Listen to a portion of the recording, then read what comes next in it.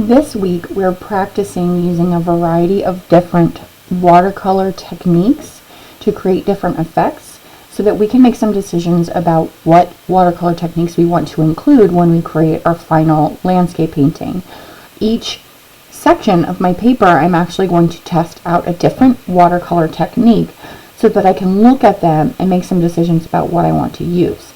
So the first technique is wet into dry. For materials, I have my water dish here, I have my watercolor palette, I have a variety of paintbrushes, and then I have some unusual materials. I actually have the salt shaker from my kitchen table. I have a piece of plastic wrap, and I have a piece of tin foil, and I'll show you what those are for in a little bit. Okay, but those are all the different materials I have on my desk today. So just a brief review. If you're using watercolor paint, you want to activate the paint first, so you need to get some water on your brush, choose whatever color you're going to use, and you're going to put a layer of water on top of the paint and just let it sit there for a minute. To make the color brighter, you have to stir it. So I'm actually going to stir this one up a little bit, and you can see it's starting to turn blue. It's starting to be ready. And I add a little bit more water and stir, stir, stir, stir, stir. Okay. So the first technique is wet into dry. Wet means wet paint on a wet paintbrush. Into dry means the paper is dry. So I'm using wet paint on dry paper. If I do that, you can see when you paint, the color stays where you put it. So if you want to have a pretty controlled look, you can use wet into dry. You just paint wet on dry paper. You can actually let wet paint dry and then paint wet onto dry paint as well. So if I let this dry, I can actually paint another layer on top. And then you are able to blend or mix your own colors wet into dry. So if I start dry here and then I mix together, you can see the colors still mix, but really that's a little bit wet into wet where the two wet paints touch each other. But you can see that it stays where you put it on the page. These marks that I made aren't flowing around. They're not really blending. If I put another color on top, it doesn't get terribly smeary. It only mixes where the paintbrush is touching it. So wet into dry, it's best to paint little details on dry paper, or if you're adding another layer on top of dry paint, you can see they stay in place. They don't really make a mess if you paint wet into dry. Okay, the next one is the opposite. This is wet into wet. So that's wet paint into wet paper, which means I take my wet paintbrush and I spread water on the paper before I paint anything. So this is just clear water. And that gives you a very loose and flowing watercolor look. So if I paint like I did before, the lines don't stay in place. It's almost like I'm painting in the rain. If I try to mix colors,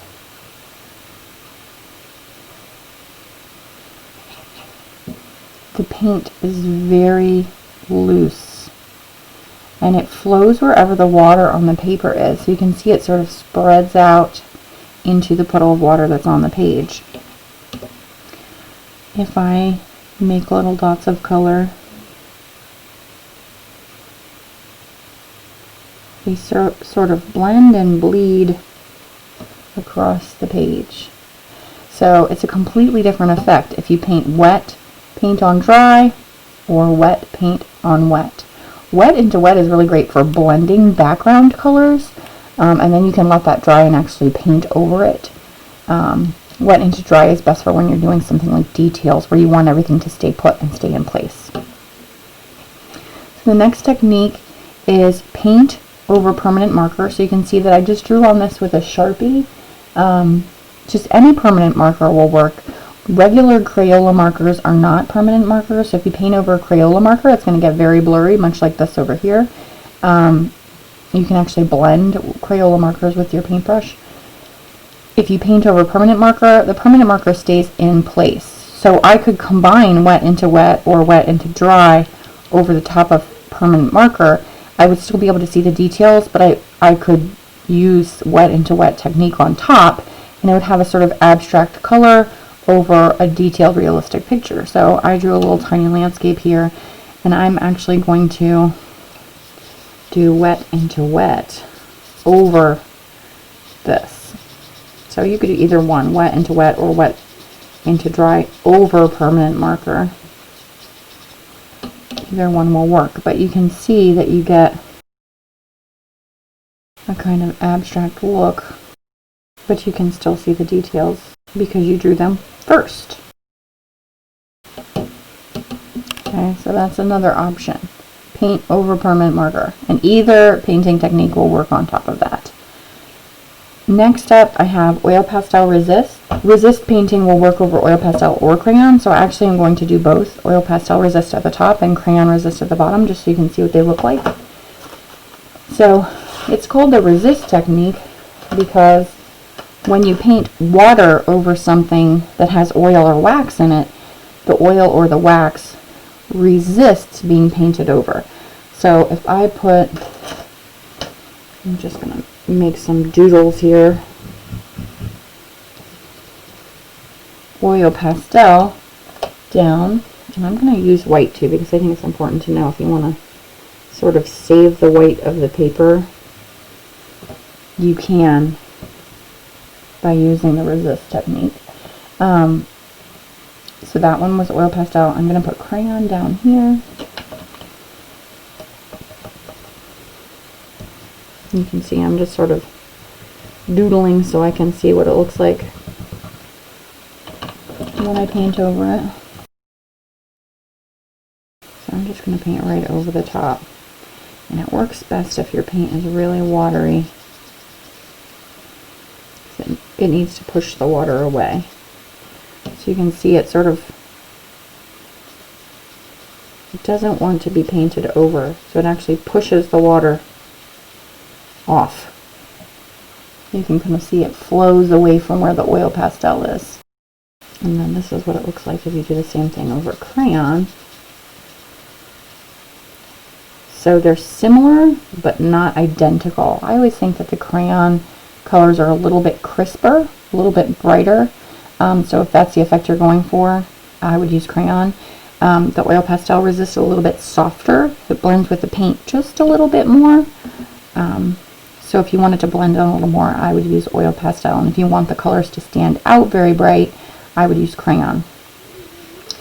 This one down here at the bottom says brush strokes because I know that some of you have different brush sizes or shapes.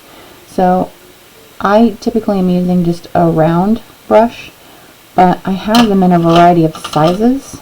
So like this one says 6 and this one says 10. This is a much larger brush, or like I even have a 6 and a 12, so you can see they're very different in shape.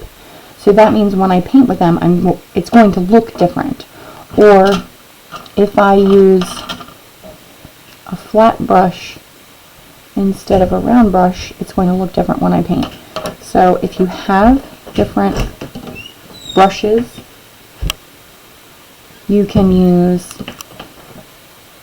different brush sizes or shapes to get different effects. So I kind of think of this as like figuring out what the footprint of your brush is. So like what happens when I press or draw, how thin can the line be, how thick can the line be. There's a lot of different variety you can get just out of one brush. And then if you have other brushes to compare,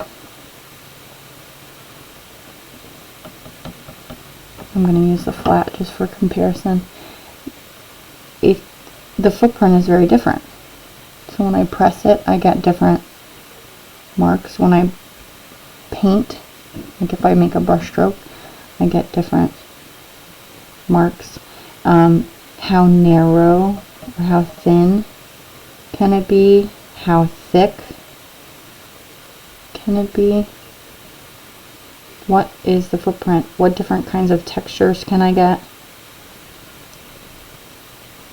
It's important to experiment with the tools that you have so you can figure out what they can do. Okay, it's not always just about filling something in like a coloring book. The next techniques are more experimental techniques. It's up to you whether you try these out. I like to show them because I think that the effect is really cool, especially when it dries out.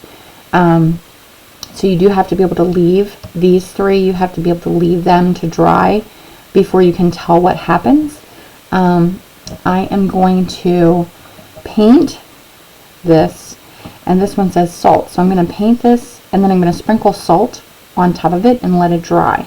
And you'll see that where the salt is, it activates the paint. It reacts with the paint, and you get an interesting sort of technique. So I'm actually going to paint a little bit.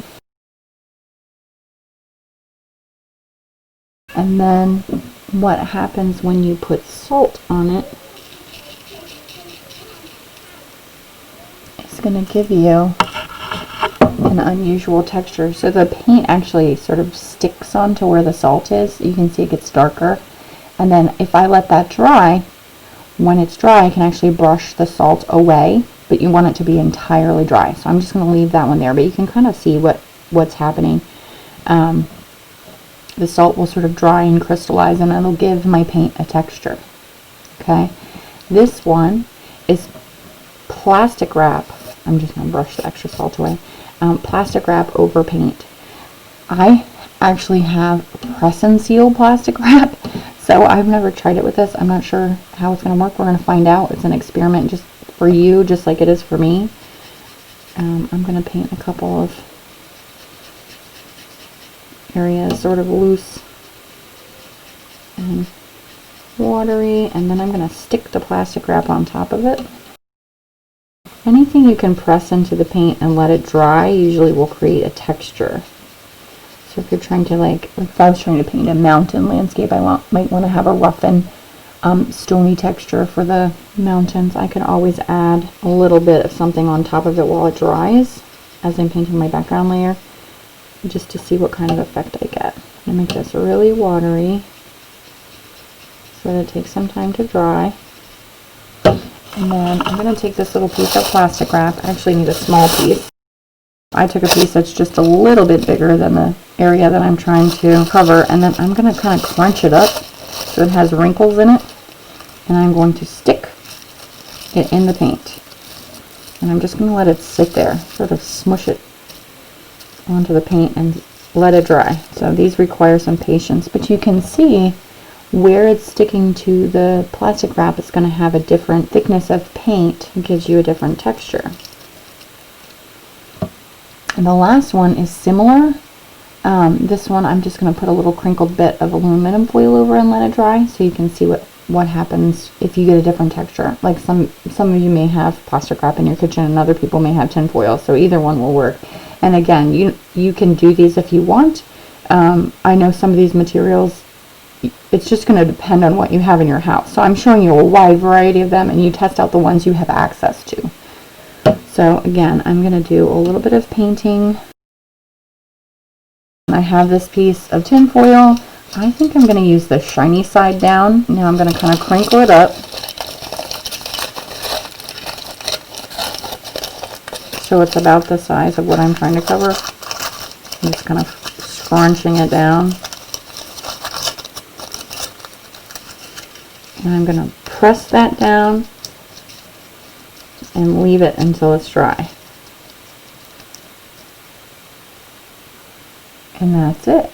So your job is to test as many of the different watercolor techniques that you can using whichever materials you have available. Then let them dry.